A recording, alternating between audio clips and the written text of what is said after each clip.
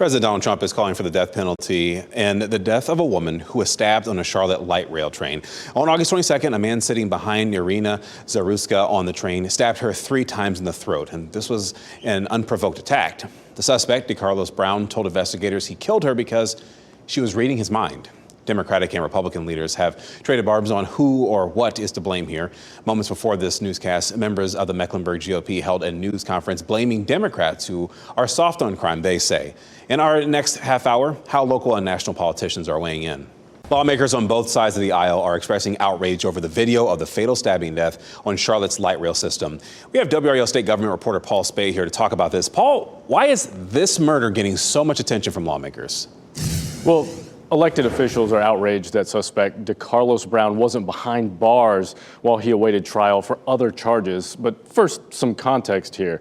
This isn't the only public transportation stabbing in recent weeks. An Oklahoma man also slashed the throat of a random bus passenger just last month. Now, why haven't we heard much about that case? Well, for one, unlike the Charlotte attack, there isn't any viral footage of that one. But also, Oklahoma is not home to a competitive U.S. Senate race. North Carolina is, and that's another big reason the Charlotte stabbing is getting so much attention in political circles. Former Governor Roy Cooper is running for North Carolina's open U.S. Senate seat, and President Trump and Republican candidate Michael Whatley are blaming Cooper's policies for allowing the Charlotte suspect back on the street after he had been charged for a different crime. It's important to note, though, Cooper has been out of office for months now, and the governor does not have much say over who goes to prison or who's let out of jail while they await trial. The Charlotte suspect, DeCarlos Brown, was awaiting trial for misusing the 911 system back in January, and it's not common practice to keep people jailed while they await court for those kind of low-level charges. Now,